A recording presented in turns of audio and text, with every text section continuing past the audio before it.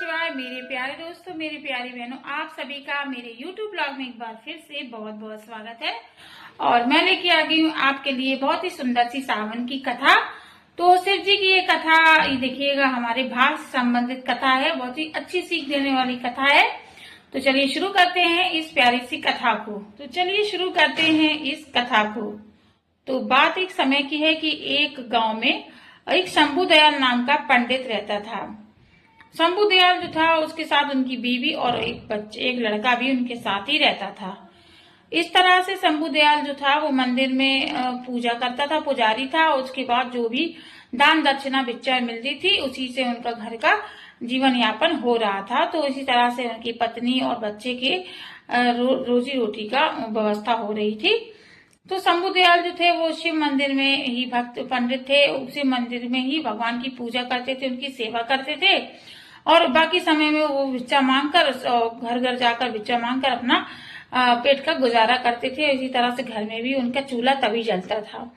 इसी तरह से साल बीतते गए तो उनकी पत्नी एक बार उनसे बोली कि इतने में तो हमारा गुजारा करना नामुमकिन है, क्योंकि हमारा जो बेटा है वो भी बड़ा हो रहा है।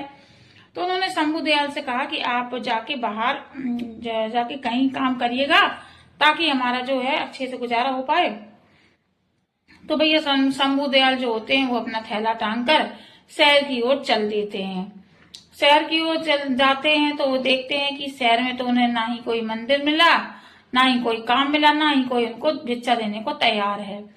तो भैया उन्होंने कहा, ये शहर में तो आदमी नास्तिक होता चला जा रहा है, तो चलो क्यों ना अपने गांव को ही लौट चले। तो ये सब सोच के शंभू दयाल जो थे 10-15 दिन शहर में रहे। उसके बाद वो गांव वापस लौट आते हैं और वो पुनः वही काम, शिव जी के पूजा और शिव जी की आराधना करके दान दक्षिणा से अपना घर वही देने की उनकी क्रिया बन गई। उसके बाद ये पार्वती माँ और शंकर जी जब ऊपर से ये सब देख रहे थे, तो पार्वती माँ ने शंकर जी से कहा, स्वामी, ये आपका इतना बड़ा भक्त है, ये तो नेक रास्ते पे चल रहा है, तो क्यों ना हम आपकी इनकी मनोकामना है जो पूरी कर दें और उनको ऐसा रोजगार दे दें कि दिनचर्या दे दें, इनके भी दिन फेर दें, ताकि इनके घर में भी धन लक्ष्मी आ जाए। तो जो भोले बाबा थे वो तो सब जानते थे। वो कहने लगे कि पृथ्वी लोक पे जो लोग आए हैं वो लोग अपने अपने भाग का लिखा खा रहे हैं। अपने अपने भाग से ही वो, जो कोई भूखे हैं वो भी अपने भाग से हैं, जो कोई खा रहे हैं वो भी अपने भाग से हैं। हम लोग किसी के भाग को नहीं बदल सकते हैं, कितना भी प्रयास क्यों ना कर लें। फिर भी पार्वती माँ रट लगाए रही, वो उनकी बात मानने को बिल्कुल भी तैयार न थी और वो हट करती रही। तो शिव जी बोले, ठीक है, तुम इतना कहती हो तो चलो मैं इनको तुम्हारे सामने ही मैं इनकी परीक्षा लेता हूँ। अगर ये उसमें सफल हो गए तो इनको लक्ष्मी का आशीर्वाद देके मैं आऊंगा, और निष्फल हो गए तो ये पुनः वही जीवन है जो चल रहा है, उनका जीवन वही होगा, तुम्हारी जिससे मैं चला जाता हूँ। तो शिव जी जो होते हैं वो एक बार शंभू दयाल और उनकी पत्नी और बेटा जो है वो घर में शिव जी की पूजा कर रहे होते हैं। जैसे वो पूजा कर रहे होते हैं वैसे शिव जी उस समय प्रकट हो जाते हैं और वो तीनों लोग शिव जी के चरणों में नतमस्तक हो जाते हैं। और शिव जी वहीं कहते हैं, शंभू दयाल, मैं तुम्हारी पूजा से, तुम्हारी आराधना से, तुम्हारी सच्ची भक्ति से, तुम्हारी नेक काम से खुश हुआ।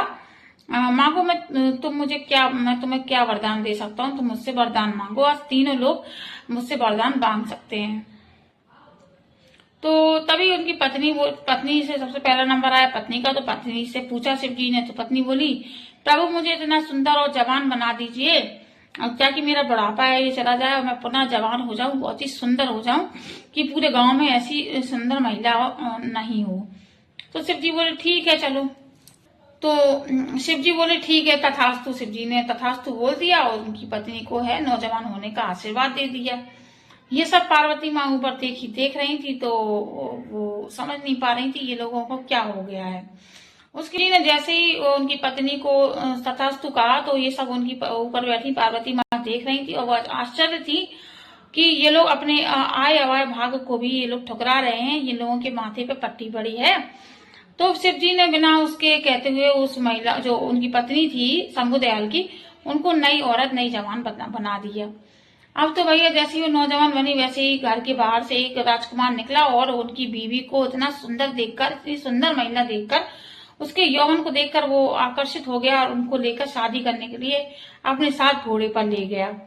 ये सब शंभू दयाल देख के घबरा जाता है और वो शिव जी से आग्रह करता है कि शिव जी भी ये सब देख रहे होते। शिव जी बोलते चलो शंभु दयाल, और तुम्हारा नंबर है, तुम क्या मांगना चाहते हो। तो वो शिव जी से एक ही बात शंभु दयाल कहता है कि प्रभु बस मेरी जो बीवी जो चली गई है वो वापस आ जाए मेरे पास, उसके अलावा मैं कुछ नहीं मांगना चाहता हूँ।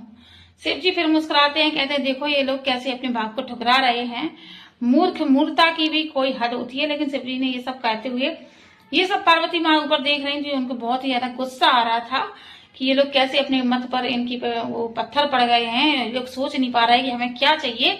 एक बार ये वरदान का मौका मिलता है, वो उसमें भी ये लोग ना मांग नहीं पा रहे हैं। इस तरह शिव जी ने तथास्तु कह दिया और उसकी बीवी जो राजकुमार ले गया था वो वापस उनके पास लौट आती है और शंभु दयाल अपनी बीवी को देख के खुश हो जाता है। अब बारी आती है उनके बेटे की। तो पार्वती माँ भी आस लगाई थी कि शायद इनका बेटा जो है ये तो पैसा मांग ले, धनलक्ष्मी मांग ले, ताकि इनके घर की गरीबी दूर हो जाए। तो बस पार्वती माँ नजरें गड़ाई थी और उस बेटे की जब बारी आती तो बेटा बोलता है, शिव जी मैं आपसे बस यही विनती करता हूँ कि मेरी माँ पहले जैसी हो जाए, ताकि उनके साथ ऐसा हादसा कभी ना हो।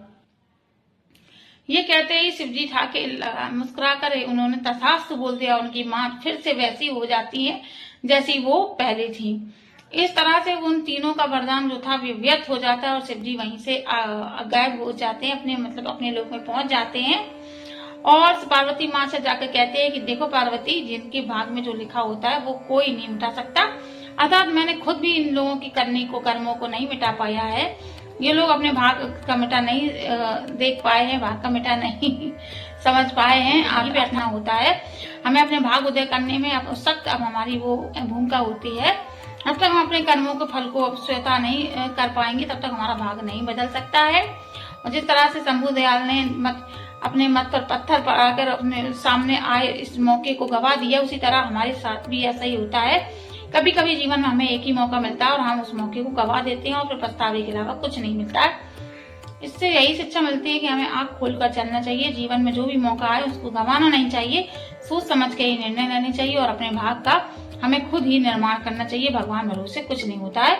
किसी की किस्मत दूसरी किस्मत को हम तभी बदल सकते हैं जब वो खुद चाहेगा, वरना हमारी जो मेहनत है वो व्यर्थ जाएगी। तो भोले बाबा ने भी उनकी किस्मत को नहीं बदला और अर्थात शंभु दयाल जैसे थे वैसे ही अपना जीवन बिता रहे हैं। और इस तरह से सावन के सोमवार की ये कथा थी, बहुत ही सुंदर कथा थी।